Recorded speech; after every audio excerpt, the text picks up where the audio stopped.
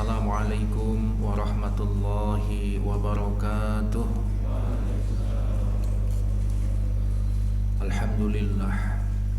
Alhamdulillahilladzi hadzana lihadza wa ma kunna linahtadiya laula an hadzanallah. Asyhadu an la ilaha illallah wahdahu la syarikalah wa asyhadu anna Muhammadan abduhu wa rasuluh. Allahumma shalli wa sallim wa barik ala abdika wa rasulika nabiyyina Muhammadin sallallahu alaihi wasallam wa ala alihi wa ashabihi ajma'in wa man tabi'ahum bi ihsanin ila yaumil qiyamah. Faqala ta'ala ya ayyuhalladzina amanu taqullaha haqqa tuqatih wa la tamutunna illa wa antum muslimun.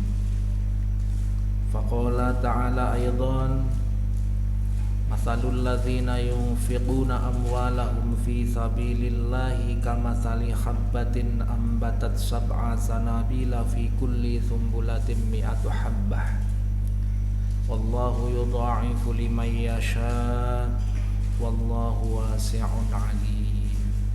Al-ayah. Shadaqallahul adzim. Faqala Nabi sallallahu alaihi wasallam atibil kalam wafsis salam wasilil arham wasalli bil laili wan nasu niyam summat khulil jannatu bissalam. Bapak Ibu hadirin dan hadirat jamaah sholat subuh yang dimuliakan Allah, tak lupa anak-anakku yang insya Allah menjadi generasi penerus perjuangan Islam kelak di masanya yang saya cintai. Alhamdulillah wa syukrulillah. Mengawali pertemuan pagi yang mulia ini, mari kita bersyukur kepada Allah yang telah melimpahkan berbagai macam nikmat, rahmat, sehat, sempat, kuat, sehingga pada pagi yang mulia ini kita bisa berkumpul, bermuajah bil wujuh, bersilaturahim. Senantiasa kita bersyukur kepada Allah. Pagi ini kita masih menjadi hamba-hambanya yang terpilih untuk melaksanakan sholat subuh berjamaah. Insya Allah dengan niat yang baik, di tempat yang baik, tujuan yang baik, semoga Allah senantiasa memberikan kepada kita penghidupan dunia akhirat yang terbaik. Amin ya rabbal alamin. Kesibukan manusia tidak terhitung, tidak terhingga. Sebelum subuh banyak sekali aktivitas manusia, aktivitas kita, termasuk aktivitas saudara-saudara kita, baik berurusan dengan perdagangan, baik berurusan dengan dunia, baik berurusan dengan keluarga, baik berurusan dengan tamasya. Tetapi kita bersyukur pada pagi hari ini kita disibukkan di masjid, disibukkan dengan sholat subuh berjamaah, disibukkan dengan taklim bersama. Kita syukuri biqaulina alhamdulillahi rabbil alamin.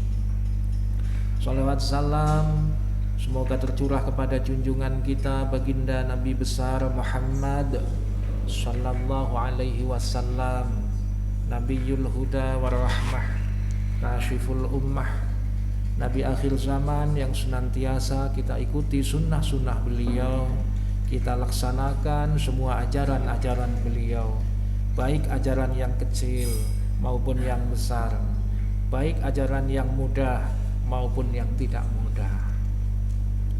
Bapak Ibu yang saya hormati,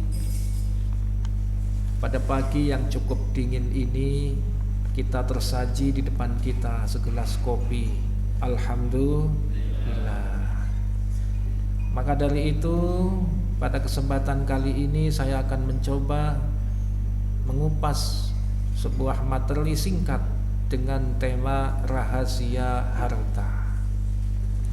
Bapak Ibu yang saya hormati, dalam Al-Quran harta itu disebut al-mal. Al-mal. Kata al-mal secara bahasa itu berasal dari kata mala yamilu mailan, yang memiliki arti tiga. Satu, condong. Dua, cenderung. Tiga, miring. Harta itu artinya tiga dalam bahasa: condong, cenderung, miring. Yang pertama, condong.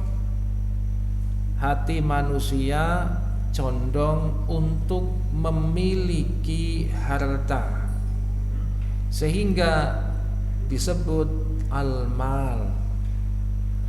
Bapak Ibu,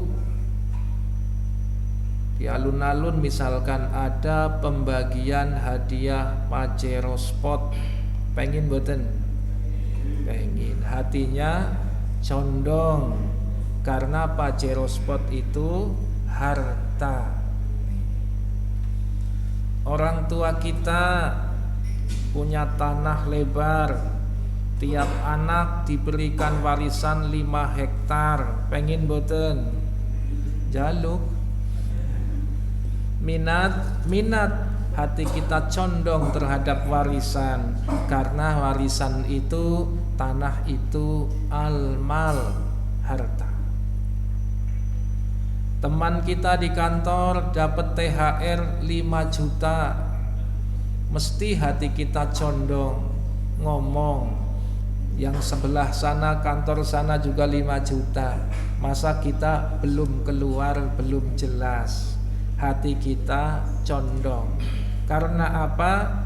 Pajero Spot itu harta, tanah warisan harta, THR harta. Semua itu disebut al-mal, yang artinya condong. Yang kedua, harta itu berarti cenderung. Hati manusia cenderung untuk memiliki, bahkan kepengin menguasai. Contoh, warisan jadi rebutan karena warisan adalah harta. Orang ingin memiliki, orang ingin menguasai. Mohon maaf Pak, ada wanita cantik, taat, pinter, manut, dilamar gelem, seneng boten? Tua-tua ya gawok. Ini cenderung karena wanita yang nanti dibuat sebagai istri oleh kita ini al-mal, kita memiliki kecenderungan untuk itu. Ini yang kedua. Yang ketiga, harta itu artinya miring. Hatinya miring, pro, ingin ke sana. Mohon maaf, duit itu kita kepengin. Kadang-kadang orang mikiri duit sampai miring, Pak. Orang model ini biasanya Tuhannya duit, sehingga beranggapan urusan sulit sampai sembelit selesai dengan duit. Selain duit, mohon maaf saya ulangi, warisan juga kadang-kadang bikin miring. Banyak Pak Bu, saudara, banyak Pak Bu, saudara-saudara antar saudara tidak akur karena warisan. Karena apa? Miring. Saya punya tetangga, bahkan saya punya saudara, punya mertua kaya, dapat warisan 5M, kaget langsung miring. Ada ini Pak. Makanya sampai saat ini saya tidak pernah ngarep-arep warisan, baik dari orang tua maupun mertua, karena langsung dibagi. Nah, duwe mertua siji mandan sugih malah awet urip ora dibagi-bagi. Mohon doanya nggih Pak. Ini harta. Bapak Ibu yang saya hormati, cenderung, condong, miring. Ini secara bahasa. Secara istilah, harta itu berarti sesuatu yang menyenangkan. Duit nyenengi, pasti nyenengi. Ini. Ya, ada tadi wanita cantik, gelem, pasti nyenengi. Niki, itu harta itu sifatnya menyenangkan. Anak-anak kita diatur gampang, diarahkan mau, ganteng, cantik, gagah anak-anak kita, bersih, pinter ngaji, pinter sekolah, nyenengi karena itu harta. Yang kedua, harta itu sesuatu yang bisa dipelihara. Contoh, burung harganya 100 juta. Ini dipelihara, dirawat, dijaga, diselimuti. Karena apa? Harta mahal. Ditawar orang tidak dikasih, tidak dikasih, isuk-isuk malah mati. Nah ini, Masya Allah. Yang ketiga, harta itu bisa berbentuk materi, juga bisa berbentuk manfaat. Kalau material tadi sudah disebutkan, ada mobil, ada tanah, ada anak, ada sawah, ada rumah dan lain sebagainya. Ini materi. Mohon maaf, ini semua materi. Ini. Tetapi ada juga harta yang sifatnya manfaat. Contoh, kita punya tanah, keluar sumber mata air bersih. Bisa kita minum, bisa kita jadikan pembangkit listrik tenaga air, bisa kita alirkan untuk air galon, air kolam dan lain sebagainya. Ini ada manfaatnya. Ini harta. Maka dari itu, sesuatu yang menyenangkan, sesuatu yang kadang-kadang dipelihara oleh kita, sesuatu yang berbentuk materi atau manfaat, itu disebut harta. Hasbi As-Siddiqi, pengarang tafsir An-Nur, beliau dulu profesor, guru besar dari IAIN Sunan Kalijogo, Yogyakarta. Beliau memberikan alternatif pengertian harta itu memiliki ciri-ciri satu, sesuatu yang dapat dimiliki oleh manusia. Mobil, material, perempuan jadi istri kita, itu harta karena bisa dimiliki. Yang kedua, harta itu sesuatu yang sah untuk dijual belikan. Contoh, tanah, sawah, rumah, mobil, ini bisa diperjual belikan. Ini berarti harta. Termasuk kopiah yang kita pakai nek didol payu, berarti harta. Tambah mambu, tambah laris. Maaf, di luar negeri itu air mani itu jadi harta. Didoli Pak, Ronaldo dan lain sebagainya, itu tokoh-tokoh bola dan lain sebagainya, itu kadang-kadang dijual belikan. Ini tidak boleh. Yang ketiga, harta itu dapat dimiliki, memiliki nilai harga, dapat disimpan dan ada manfaatnya. Sedangkan yang keempat, harta itu sesuatu yang ada wujudnya dan ada manfaatnya. Nuwun sewu, wujud tur manfaat. Tuyul itu bukan harta Pak, senajan bisa dimanfaatkan. Nggo nyolongi duit, nah ini bukan harta. Jin itu bukan harta, meskipun orang ada yang memanfaatkan untuk sesuatu hal. Bapak Ibu yang saya hormati, saking pentingnya harta dalam kehidupan kita, dalam kitab Mu'jam Mufahras li Al-Fadz Al-Quranul Karim, Muhammad Fuad Abdul Baqi itu menyebutkan atau pernah menghitung kata al-mal di dalam Al-Quran itu diulang sampai 86 kali. Saking pentingnya harta untuk kita. Nah, di antara 86 kali kata al-mal itu menunjuk kepada beberapa hal.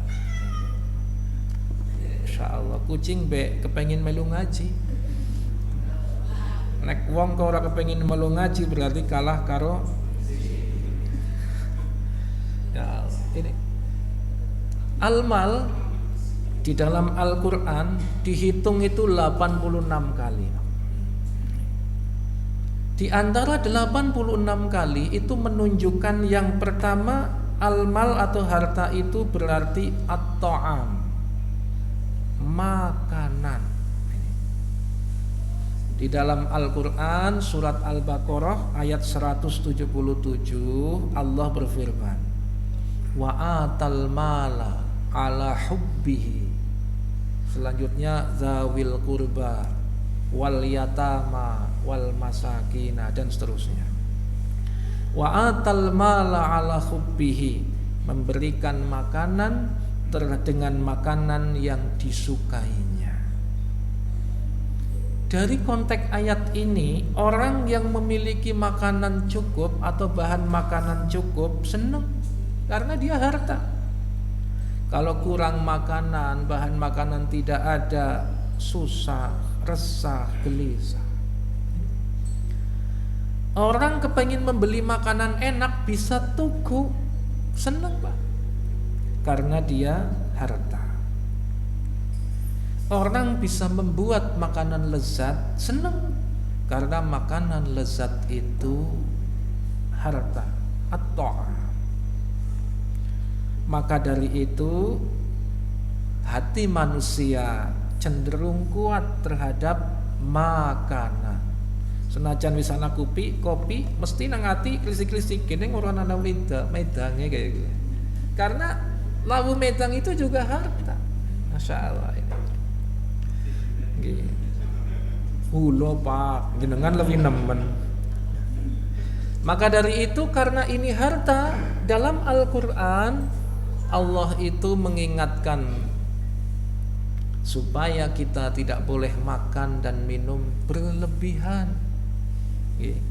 Karena berlebihan itu tidak baik. Kulu syrabu wala tusrifu, innallaha la yuhibbul musrifin. Ingat, makanan banyak, minuman banyak, tetapi tidak boleh berlebihan dalam mengkonsumsi. Karena mengkonsumsi makanan berlebih-lebihan Allah hendak suka. Semalam saya ngaji Mukhtarul Ahadits dengan anak-anak itu, Rasulullah itu berpesan bahwa makanan berlebihan itu tidak baik untuk badan, tidak baik untuk kesehatan. Itu ada hadisipun. Maka dari itu berlebih-lebihan itu tidak baik. Karena berlebih-lebihan terhadap makanan, dampaknya salah satunya adalah berlebih-lebih dalam berat badan. Bapak Ibu yang saya hormati, ini makanan. Yang kedua, di dalam Al-Quran harta itu berarti ardun, tanah. Hampir setiap orang itu punya tanah, kecuali bayi orang gila. Tapi kadang-kadang bayi kalau wong gemblung duwe tanah, wong warisane amba. Nah, ini karena tanah itu sebagai harta dalam Al-Quran disebut ardun, maka tanah itu biasanya satu rawan sengketa karena harta Pak. Nuwun sewu, kadang-kadang kita punya tanah sepetak digeser patoknya oleh tetangga kita, geger karena itu harta. Orang Jawa itu mengatakan sedumuk batuk senyari bumi. Apa itu Pak? Barang sekilan, barang sesenti, tetapi ketika disenggol, ketika digeser, dia itu bisa mengakibatkan geger, bertengkar, muslim dengan muslim padu. Karena apa? Itu harta. Yang kedua, sifat tanah itu mudah berkembang, meningkat harganya, bisa diperjualbelikan. Ini. Maka dari itu ada orang yang senang tukuni tanah, disebut tuan takur. Tanahnya diukur-ukur. Nah, ini sifat tanah yang kedua. Yang ketiga, tanah itu harta yang melekat bagi manusia. Coba kita perhatikan, Pak. Asal kita dari tanah atau saripati tanah. Hidup kita di atas, mati dimasukkan ke dalam tanah. Jadi tanah itu melekat dalam kehidupan kita. Termasuk makan tanah itu tidak mati, Pak. Mulanya nek ora duwe apa-apa mangan lemah bae. Saya itu pernah minum jus nopo alpukat kemarin di daerah Banjarnegara Gunung itu, di suku jus alpukat. Ternyata ada tanahnya itu. Arep tak buang ora kepenak karo sing nyuku. Tak inum ya mandan seret inum bae lah. Akhirnya ndak mati, Pak. Alhamdulillah. Karena tanah itu bagian melekat dari kehidupan kita. Bapak Ibu yang saya hormati, satu makanan, yang kedua harta itu adalah tanah, bumi. Yang ketiga, harta itu berarti uang, dinar. Ini juga sama, Pak, dengan tanah. Setiap orang pasti memiliki uang, duit, dan pasti seneng duit. Cung sing ora seneng duit langka. Pamaning wong wadon, lah pokoke apa duit. Saking senengnya duit, banyak orang modern kadang-kadang mabok duit. Apa-apa diukur dengan duit. Nah, ini Masya Allah. Orang Jawa itu kadang-kadang mengatakan wong wadon gue pangerane duit, nabine jarit. Nah, itu. Artinya apa? Apa-apa itu diukur dengan duit. Tuhannya itu jadi duit. Jarit itu simbol pakaian. Wong wadon angger kelambine apik, duwite akeh, sing lanang mesti deman. Tapi angger ora awe duit, lah. Biasane ya mandan nemen golek ngomong. Seprana-seprene ora diwehi duit, ya nye 50 anake 7 50. Ini karena duit itu melekat dalam kehidupan perempuan. Di dalam Quran surat Baqarah 262 Allah berfirman, alladzina yunfiquna amwalahum fi sabilillah thumma la yutbi'una ma anfaqu mannaw wala adha lahum ajruhum 'inda rabbihim wala khaufun 'alaihim wala hum yahzanun. Orang-orang yang menafkahkan hartanya di jalan Allah, kemudian mereka tidak mengiringi apa yang dinafkahkan itu, disedekahkan itu dengan menyebut-nyebut dan tidak menyakiti perasaan si penerimanya, maka ia memperoleh pahala di sisi Allah. Bahkan tidak ada kekhawatiran dan tidak pula mereka bersedih hati. Masya Allah. Kita punya harta, kita punya uang, kita punya makanan, kadang kita punya minuman, kita berikan kepada orang. Yang kita berikan itu kita tidak nyebut-nyebut, kita tidak melukai perasaan si penerimanya, maka dia akan memperoleh pahala yang sempurna dari sisi Allah. Ini Ini ayat ini turun Pak, berkaitan dengan salah seorang sahabat Nabi bernama Utsman bin Affan. Beliau menyerahkan uang 1000 dinar kepada pasukan Islam pada masa hijrah Rasulullah. Sehingga konteks ayat ini menurut Imam Al-Qurtubi lekat sekali dengan dinar atau dengan uang. Maka dari itu orang atau harta itu dalam Al-Quran juga salah satunya disebut sebagai uang atau duit. Yang keempat, harta itu dalam Al-Quran juga disebut al-qintarah. Al-qintarah itu asalnya al-qanatir, yaitu harta yang banyak. Harta yang banyak. Zuyyina linnasi hubbus syahawat minan nisa'i wal banin wal qanatiril muqantarah. Nah ini al-qanatir, al-qintarah, dijadikan indah pada pandangan manusia kecintaan kepada yang ia ingini. Wanita, anak-anak, juga harta yang banyak.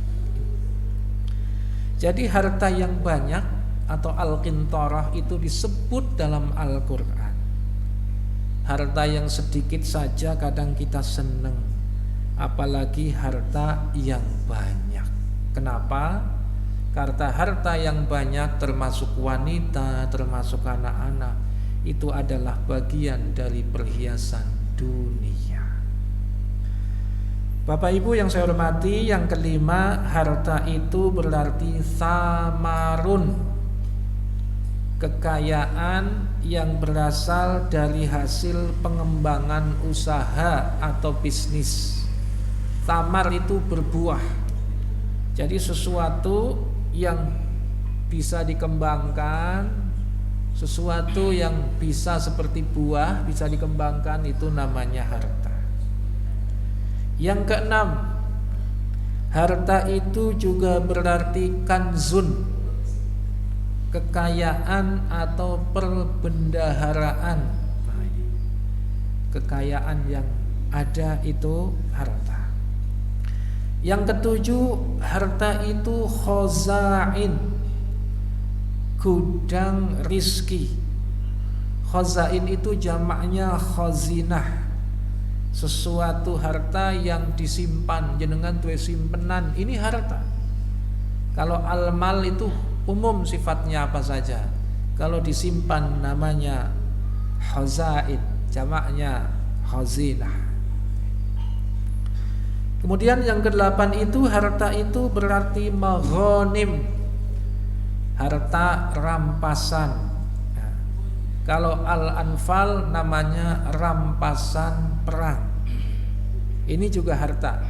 Ketika perang menang, harta rampasan dibagikan, ini juga harta. Yang ke-9, harta itu al-khair. Harta dalam Quran itu sesuatu yang membawa seseorang ke hal yang positif. Laptop ini positif, untuk bikin apa, nulis naskah, ngedit dan lain sebagainya. Ini positif, namanya al-khair. Sedangkan yang terakhir, yang ke-10 dalam Al-Quran, harta itu disebut at-turath, warisan pusaka dari orang-orang terdahulu. Ini harta. Bapak Ibu yang saya hormati, yang penting coba kita perhatikan dalam Al-Quran. Ada beberapa pesan dalam Al-Quran terkait dengan harta, Pak. Yang pertama, harta itu harus kita ingat bahwa harta sebagai bekal ibadah. Ini Pak, penting. Harta yang kita miliki itu bukan tujuan hidup kita, tetapi harta yang kita miliki itu sebagai sarana untuk ibadah. Ini Pak, dalam Al-Quran Allah itu berfirman di ayat yang cukup panjang, laisal birra an tuwallu wujuhakum qibalal masyriqi wal maghrib. Yang namanya kebajikan itu bukan kita menghadapkan wajah kita ke arah timur dan barat, tetapi kebajikan yang sesungguhnya itu iman kepada Allah. Itu min amanna billah wa bil yaumil akhir, iman kepada hari akhir. Ini kebajikan. Kemudian iman kepada malaikat Allah. Malaikat Allah itu sifatnya ghaib, tidak bisa dilihat oleh mata. Jadi ketika ada orang kok melihat malaikat hari ini, jangan percaya. Apa maning malaikat ketangkep polisi. Nah, ini malaikat sangat amat gadungan. Iman kepada kitabnya Allah, ini kebajikan. Iman kepada nabi-nabinya Allah, sama nggih. Sekarang polisi ki beda hebat-hebat, nabi bisa ketangkep. Kemudian kebajikan itu memberikan harta yang dicintainya. Wa atal mala ala hubbihi zawil qurba, memberikan apa yang kita cintai, apa yang kita sukai kepada kerabat keluarga. Nah ini. Jadi nuwun sewu, ketika kita sedekah dalam ayat ini, itu utamanya itu saudara dulu. Karena pahalanya dua. Yang pertama adalah pahala sedekah, yang kedua pahala mempererat silaturahim dengan keluarga. Wal yatama, kebajikan itu berarti memberikan harta kita, mencukupi dengan kecukupan harta kita untuk anak-anak yatim. Ini lucu Pak, saya itu kemarin ada saudara mau nikah, dilalah duda, arep oli randa duwe anak loro, anaknya wis pandan gede-gede. Yang laki-laki yang saudara saya itu punya harta, itu carane yang ngerayu biyunge, anaknya diweini duit, diweini motor. Ada saudara tanya, wong belum jadi istrinya kok sudah dicukupi anak-anaknya, anu dia yatim begitu. Jadi ya cerdas ya.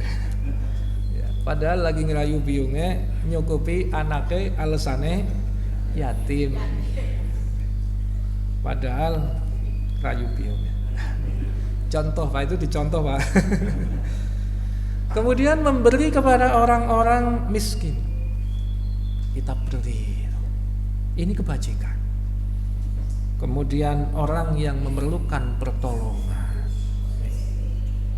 ada orang minta sumbangan dari Surabaya, dari Jawa Timur, singgah ke rumah kita. Itu musafir, minta uang, kita tidak punya. Punyanya air kopi, kasihkan. Punyanya air minum, berikan. Punyanya makan, berikan. Itu termasuk kepada orang yang meminta-minta.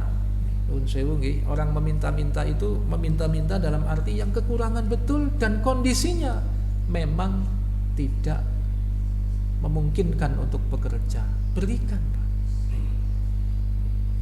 Tapi bukan orang meminta-minta karena cinta, bukan. Orang minta-minta kita berikan. Orang dan memerdekakan hamba sahaya, ini kita beri. Ini adalah harta kita untuk bekal ibadah. Termasuk harta kita itu digunakan ibadah untuk mendirikan sholat. Sholat itu butuh harta. Nuwun sewu, kopiah ini regane 70.000, kudu dituku karo duit, Pak. Sarung ini harganya berapa, baju ini yang bagus berapa. Ini harta kita untuk sarana ibadah, untuk sholat. Jadi nek sholat itu juga harus difasilitasi dengan harta. Ajak lambi siji bae nggo sholat, lambi siji gambar partai maning menunaikan zakat ini harus dengan harta. Tidak mungkin harta dengan zakat dengan lisan itu tidak mungkin. Termasuk orang-orang yang menepati janjinya apabila ia berjanji, orang-orang yang sabar dalam kesempitan, penderitaan, dalam peperangan. Ini semua digunakan harta kita untuk mencukupi mereka, sehingga harta kita itu sebagai bekal ibadah.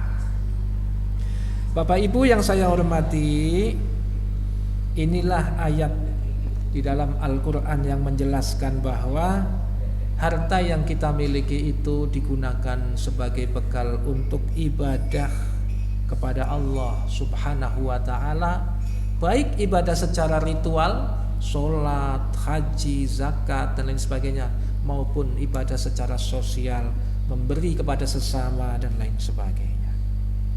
Bahkan mohon maaf Pak, saya perhatikan termasuk eksperimen terhadap ayat-ayat kauniyah, penelitian untuk membuktikan keimanan terhadap yang gaib itu juga perlu biaya. Ini perlu harta. Oleh karena itu Pak, dalam Quran disebutkan jangan habiskan harta kita hanya untuk makan. Karena ketika harta kita gunakan untuk makan, outputnya hanya kotoran. Mongon terus, jadinya ya kotoran. Tetapi gunakan harta kita untuk pendidikan, harta kita untuk ibadah, harta kita untuk berjihad, berjuang sesuai dengan perintah Allah dalam Al-Quran. Yang kedua Pak, selain untuk beribadah, harta kita itu kita gunakan untuk penunjang kehidupan. Nuwun sewu, orang miskin banget, ini bahaya Pak. Karena orang tidak punya sekali, orang fakir banget, itu mudah diiming-imingi, sehingga bisa kejebak pada kekafiran. Kadzal faqru ayyakuna kufran. Kefakiran yang amat sangat fakir itu menjadikan kekafiran. Saya punya teman Pak, itu profesinya dulu misionaris, sekarang sudah jadi mantan, sekarang mu'alaf. Beliau itu cerita kayak gini, kristenisasi itu mudah, cukup dengan sembako dan pengobatan gratis. Kristen Pak. Jadi orang kudu diulang dalil Injil seperti ini, lagu haleluya begini, ndak. Sing penting ada orang fakir, jujuki sembako, meriang ditambani, lebokna gereja, kristenisasi. Itu begitu. Masya Allah. Kalau zaman dulu katanya supermisasi. Saya itu ada di daerah saya itu kepengin menggiatkan sholat subuh berjamaah. Takmirnya itu orang kurang lakon. Akhirnya mengumumkan siapa yang sholat subuh berjamaah pulangnya dapat sembako. Akhirnya wong se-RT subuhan kabeh. Balike oli supermi Pak. Ini berarti supermisasi subuhan. Saya ya aduh bokiaha liane minyak goreng kan mending larang. Ya Allah, ini para pendeta itu tidak perlu Pak capek-capek kerja, tidak perlu. Karena apa? Sudah dicukupi oleh jemaatnya. Nah ini, apa-apa itu sudah ada. Beda dengan kiai, beda dengan ustadz, kudu ngode. Nah ini tantangannya. Oleh karena itu, kita tidak boleh terlalu fakir, terlalu miskin. Karena apa? Kefakiran bisa melahirkan kekufuran.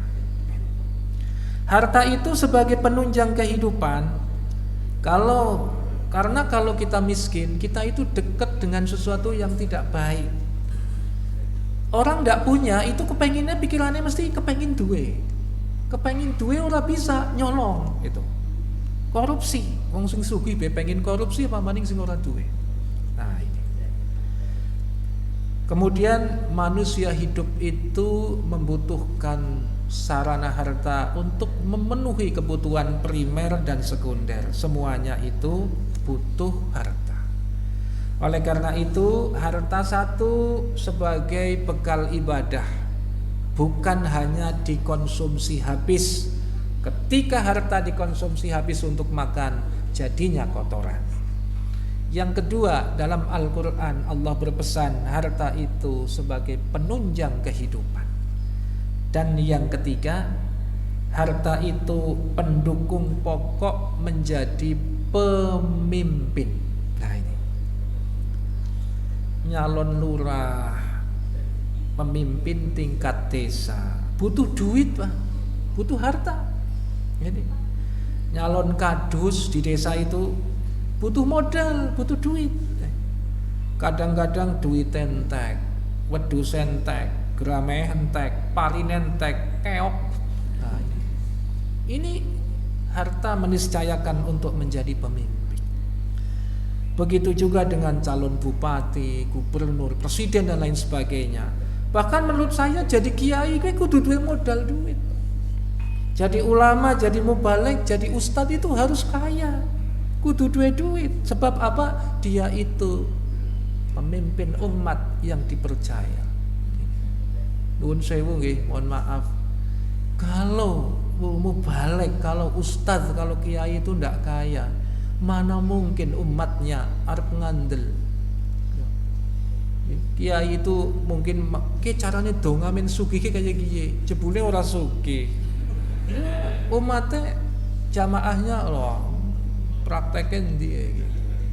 Maka dari itu harus kaya. Rasulullah ketika mensyiarkan Islam kaya, modalnya banyak. Siti Khadijah kaya sekali, luar biasa kekayaannya. Khulafaur Rasyidin, Abu Bakar, Umar, Utsman, ini pentolan orang-orang kaya yang bisa dijadikan teladan dengan kekayaannya untuk berjuang di jalan Allah. Karena memimpin umat itu butuh modal harta. Itu. Bapak Ibu yang saya hormati, harta itu menjadi pendukung untuk menjadi pemimpin, baik pemimpin masyarakat secara umum maupun pemimpin umat. Yang keempat, harta itu adalah perhiasan hidup. Al-malu wal banun zinatul hayatid dunya wal baqiyatus shalihatu khairun 'inda rabbika thawaban wa khairun amana. Harta dan anak-anak adalah perhiasan hidup di dunia. Tetapi amalan-amalan yang kekal lagi salih adalah lebih baik pahalanya di sisi Tuhanmu, serta lebih baik untuk menjadi harapan. Coba kita perhatikan Pak. Anak istri kita itu, harta kita itu semua menjadi perhiasan hidup. Istri kita Pak didandani, digelangi, dikelambeni sing apik, ya patut Mbok digawa kondangan. Karena itu perhiasan hidup. Dan ini adalah harta yang tidak ternilai harganya. Anak-anak kita sandangannya resik, sepatune apik, dandane menarik, indah. Karena ini perhiasan dunia anak-anak kita itu. Kita punya mobil kita aksesorisnya dilengkapi, AC-ne adem, musiknya dagduk. Ya Allah, ya Rabbi, nek kudanen ya didusi. Ini perhiasan dunia karena indah gitu. Tetapi jangan lupa Bapak Ibu, meskipun ini menjadi perhiasan dunia, jangan sampai lupa bahwa semua itu adalah nikmatnya Allah yang harus disyukuri. Syukurnya adalah dengan cara semua itu dijadikan media sarana untuk ibadah, untuk dekat dengan Allah. Ini panjenengan kagungan mobil mahal boleh, tapi mobil mahal ini dijadikan sarana untuk dekat dengan Allah. Panjenengan boleh poligami, boleh wong Quran oleh kok. Sing penting tambah takwa, tambah imane. Itu. Coba kita perhatikan Pak, istri yang cantik, dandanannya menarik, itu juga harus solihah. Ajakur tampilannya tok sing solihah, tetapi sikap hatinya juga harus solihah. Jangan jadikan istri kita itu sebagai ajang pamer Pak. Nuwun sewu, apa maning pamer promo kudung. Nah, batine 20.000, raine wis dinikmati oleh orang sejagat media sosial. Eman-eman Pak. Ini kurbati 20.000, Masya Allah. Anak-anak kita cerdas, pinter, juara, tapi harus solih dan solihah. Karena ia perhiasan dunia, kita jadikan juga sebagai perhiasan akhirat kelak. Mobil bagus, enak, nyaman, gunakan untuk mendukung sarana ibadah kita, sarana berjuang kita, sarana berjihad kita. Mangkat maring kondangan mobilan, mangkat ngaji malah ngangkot jereman-eman. Nah, ini apa ini? Di ayat yang lain Allah berfirman sebagaimana yang saya sebutkan tadi, zuyyina lin-nasi hubbus syahawat minan nisa'i wal banina wal qanatiril muqantarati minadz zahabi wal fiddah wal khayli wal musawwamah wal khaylil musawwamati wal an'ami wal hars dzalika mata'ul hayatid dunya wallahu indahu husnul ma'ab.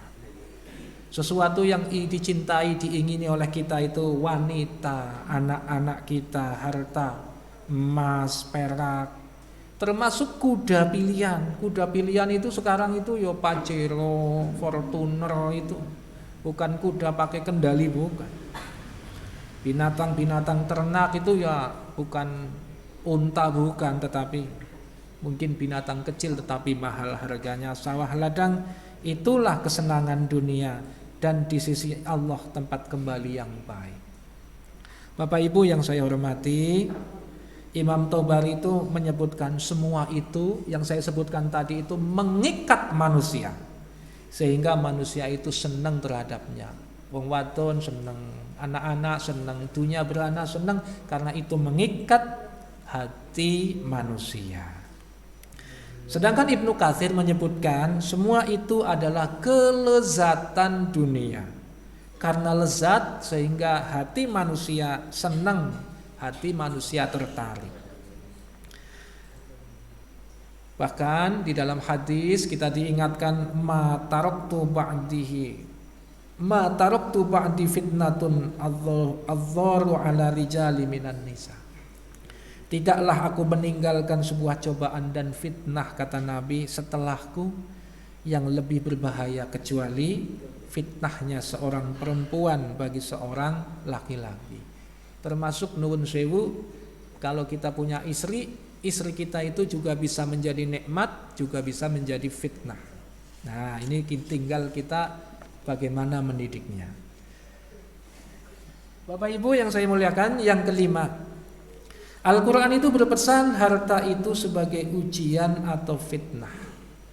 Walanabluwannakum bisyai'im minal khawfi wal ju' wa naqsim minal amwali wal anfusi was samarat wa basyiris sabirin. Dan sungguh akan kami berikan cobaan dengan sedikit rasa takut, lapar, kurang harta, kehilangan jiwa atau kematian, hilangnya buah-buahan dan lain sebagainya. Berikan kabar gembira kepada orang yang sabar. Ini. Innama amwalukum wa auladukum fitnah wallahu indahu ajrun adzim. Sungguh harta dan anak-anak kalian itu hanyalah cobaan bagi kalian, dan di sisi Allah lah pahala yang besar. Banyak ayat Bapak Ibu menjelaskan tentang harta, anak, keluarga itu sebagai fitnah. Ini artinya apa? Sebagai peringatan kepada kita, terutama peringatan bagi manusia yang dianugerahi harta banyak. Fitnah ini contohnya begini Pak, fitnah harta. Semakin banyak harta tetapi semakin jauh dari Allah.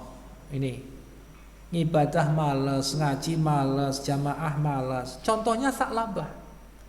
Sa'labah itu dulu miskin sekali, tidak punya apa-apa. Ngadep kepada Rasulullah, ya Rasul, kula kepengin sugih, nyuwun didongaaken ya Rasul. Rasulullah gedek-gedek, enggak, saya enggak mau doa. Sa'labah datang lagi, ya Rasul, saya didoakan ya Rasul supaya sugih ya Rasul. Rasulullah gedek-gedek. Hari berikutnya didesak terus oleh Rasul. Oleh Sa'labah Rasulullah itu. Akhirnya Rasulullah berdoa agar Sa'labah dijadikan orang kaya. Kemudian Sa'labah diberikan modal domba. Dombanya berkembang, sugih. Akhirnya sing maune jamaah ora jamaah, sing maune Jumatan ora Jumatan.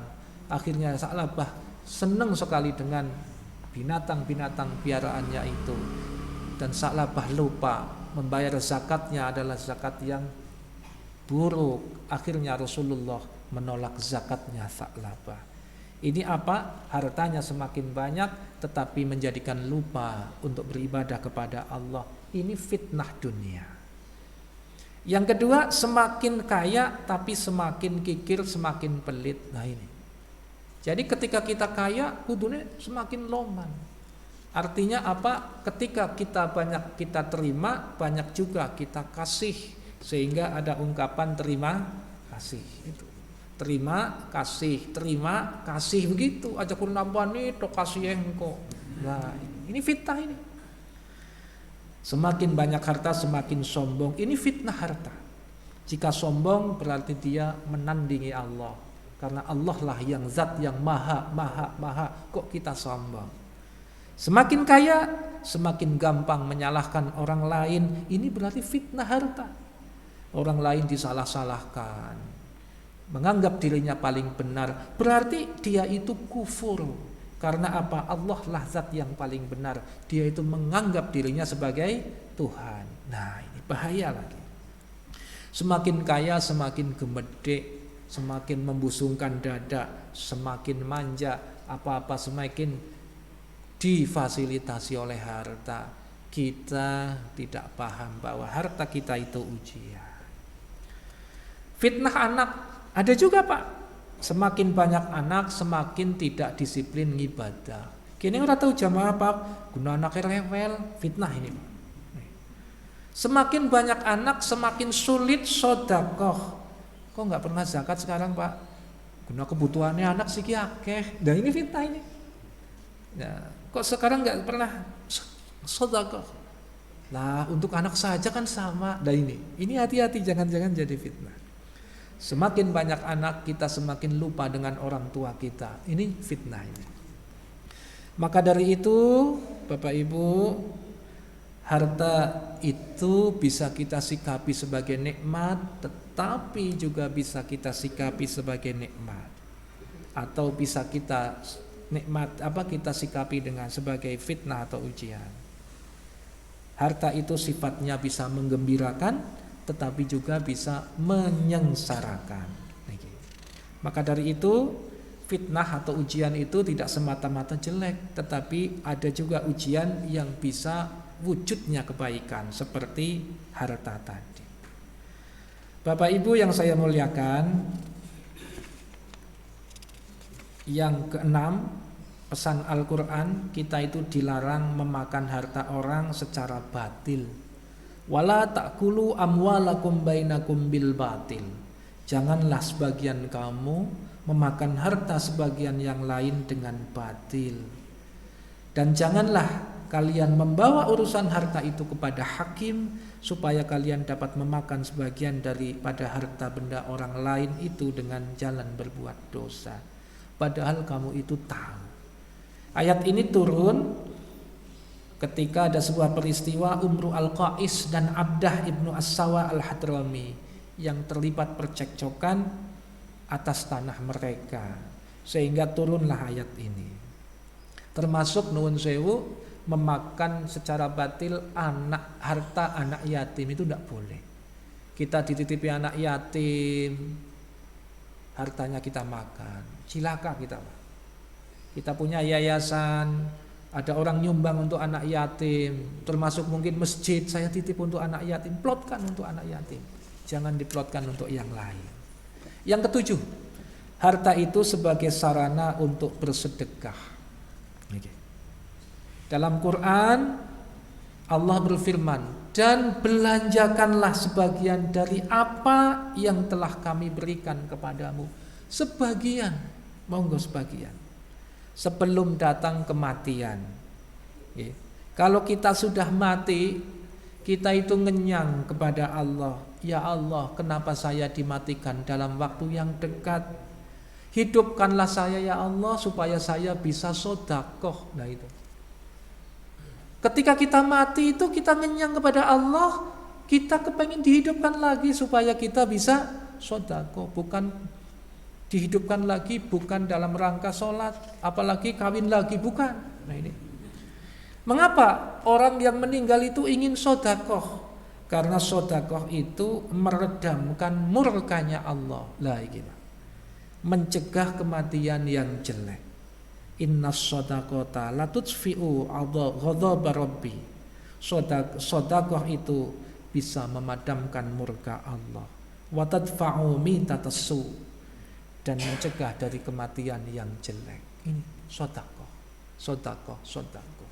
Sedekah apa baik, Pak? Tidak hanya duit. Ini. Sedekah itu pahalanya dilipat gandakan oleh Allah. Sehingga orang sedekah itu untungnya luar biasa.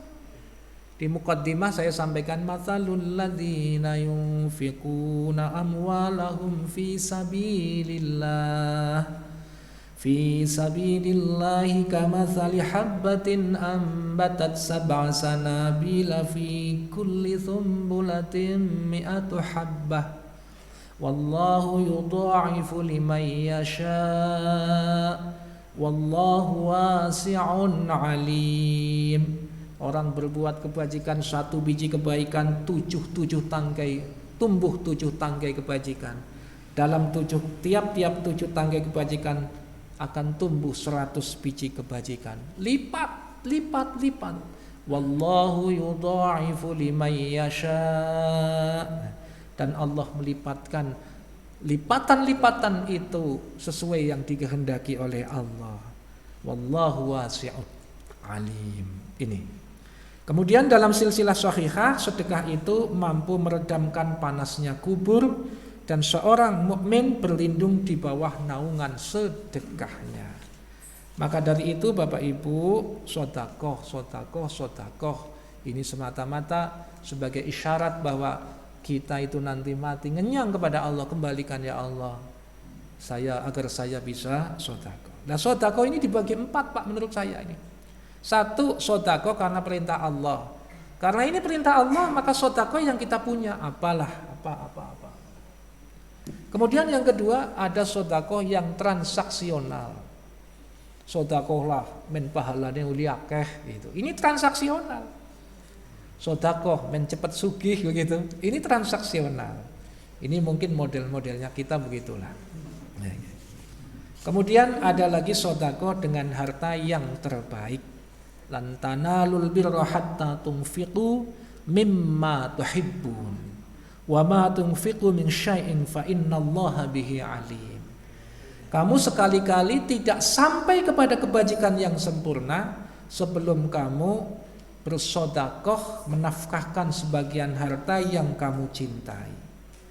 Dan apa saja yang kamu nafkahkan, Allah itu mengetahui. Ya Allah, ini kita sedekahkan yang kita cintai. Ini ya level mandan tinggi. Kalau kita mungkin masih eman-eman, Ayat ini turun, Pak. Umar bin Khattab itu langsung praktek, ya. Umar bin Khattab itu memerdekakan hamba perempuan yang paling disukainya. Dah, kamu bebas. Turun ayat. Saya sedekahkan untuk dengan cara membebaskan kamu sebagai budak yang saya senangi. Gitu.